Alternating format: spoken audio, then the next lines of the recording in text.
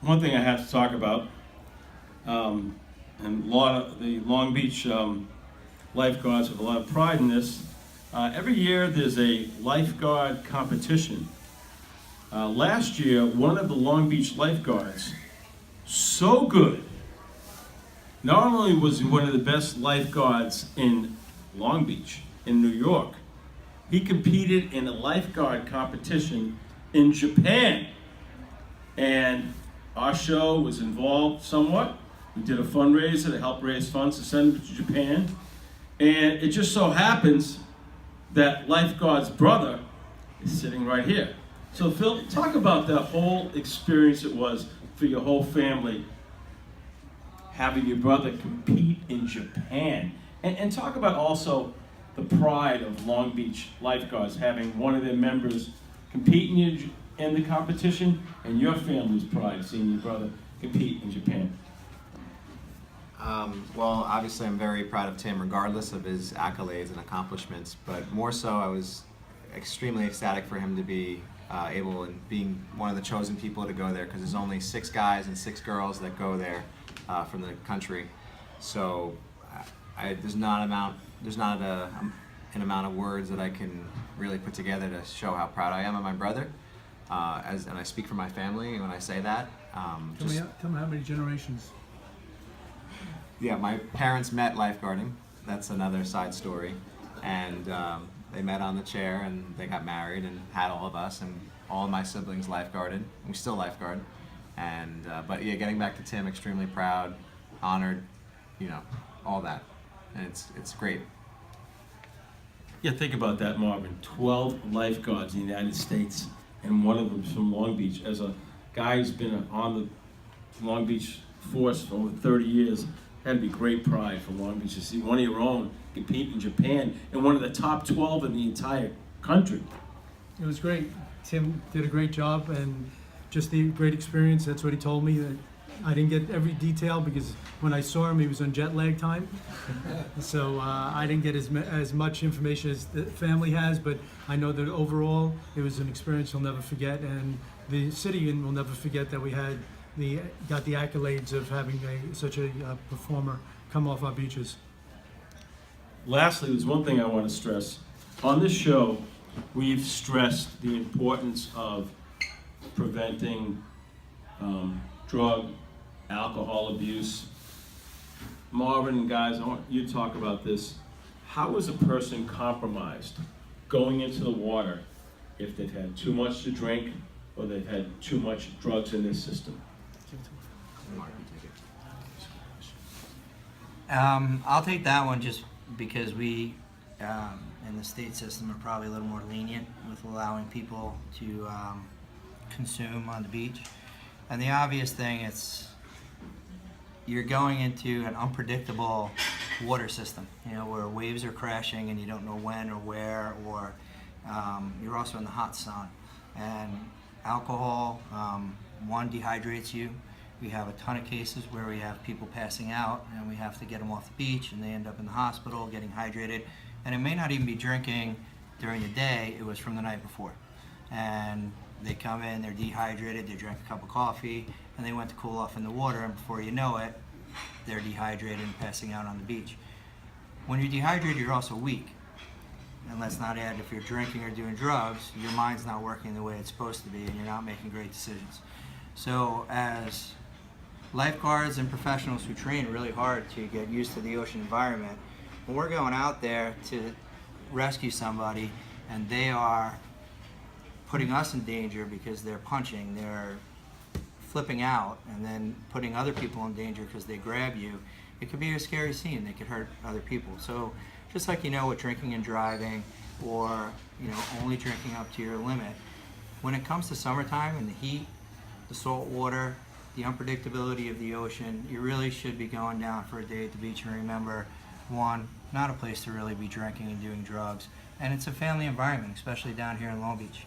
I work at a particular field where it's radio free, alcohol free, and all the families come down there. When somebody comes down and starts doing that stuff, you could see it very clearly.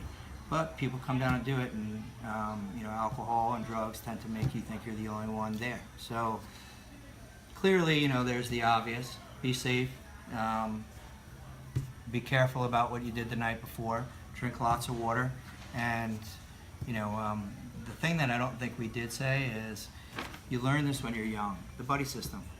When you go in the water, you know, I know you're addressing alcohol and drugs. When you go in the water, bring somebody with you.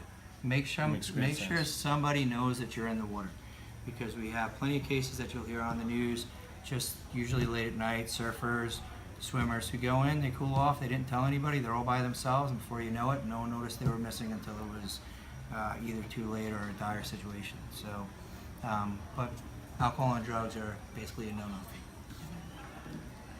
The other thing I want to ask is that one question I want to ask is that I remember a situation, I'll never forget it. This woman came on a show, and she talked about the weekend before, her son and 7 other teens went into the ocean, and all 8 of them had to be saved by lifeguards. They all could have drowned. Talk about people who aren't as good as swimmers as they think they are and get in way over their head. Like Mark and Marvin have hit on before a little bit, you really got to know your own ability, and I think that the common misconception of the beach is that it's a pool. If I can feel the bottom, I'm good. It's just like being in a pool at a backyard or at a rec center, but the truth of the matter is that it's not. You dunk under a wave and you lose your footing, all of a sudden you can't touch the floor anymore and you get sucked up by an undertow or a rip current.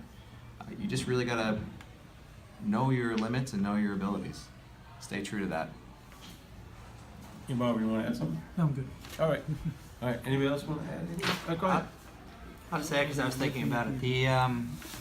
We have, as you know, to be a lifeguard, it's highly competitive, and we have people who swim really fast in the pool, and because when we give certain tests, we do it in the pool because the ocean's too cold. They get to the ocean, they go through a lot of training to understand the ocean is completely different. And I've had, and I'm sure you guys can attest to this, tons of situations where I've had parents or people come up to me and say, listen, he's the captain of a swim team, or he's, you know, a great swimmer and he swims all the time in our pool and he can hold his breath for 30 seconds or 2 minutes. Well, the ocean is ever changing, and it's people going in the water and they're not used to waves, or they're not used to the currents that we have here, the jetties that we're talked about. And those are the things that you want to go up to the lifeguards and ask them, hey, listen, what can I do today to keep myself safe, and where should I go? And if I, as a lifeguard for the Robert Moses, go to Long Beach, I do that. I go up and ask them, hey, listen, is it okay if I go in here and where the spots that are safe to swim? Because I may not know the contour of the bottom or how the water's moving that day. So usually I'll go up to Marvin, but it's, you know, it's something that don't be shy to do it. It's funny you should say that, because just ironically, in Long Beach today, Rocco and I saw the movie Baywatch, and early in the movie, a scene, Zac Efron, who's a 2-time gold medal award winner, says to The Rock, who's the chief of lifeguards, I don't need to take your lifeguard test. I'm a gold medalist. And The Rock told him, I could care less about your gold medals. Being in the ocean is a different animal. You're taking the test. Exactly, The Rock is right. And one last thing I'd like to make point of, please, when you're at our beaches or anywhere in, you know, a park, a lake, a river, stream, you know, your safety's first, but another part that's very important for all of us, please clean up after yourselves. Don't leave anything behind. Take more with you than you came with, and respect our beaches and oceans. All right, I want to add one more thing.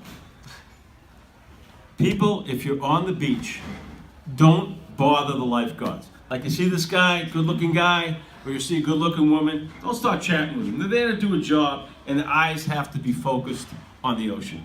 How important is that for people not to annoy you guys and bother you guys when you're sitting in that chair? I mean, I don't mean to contradict you, but no, please bother us and make sure that you find out, like Mark said, you know, where's the rip current today? Where can I swim? Where can I not swim? Please. I was talking about bothering you about nonsense, not about Yes, important stuff. yes. But so yeah, I just want to make sure that message was clear. Please bother us about, you know, Important things. important things about the beach, not about what we're wearing or whatnot. Yes, but more so where the safe areas are, where the safe areas aren't, and so on and so forth. Marvin, closing comment. Like each year, I'd like to thank Howie for having us here. I think it's very, very important that we get the message out early, get it out clearly, and that people respect it and understand it and comprehend it. Thank you.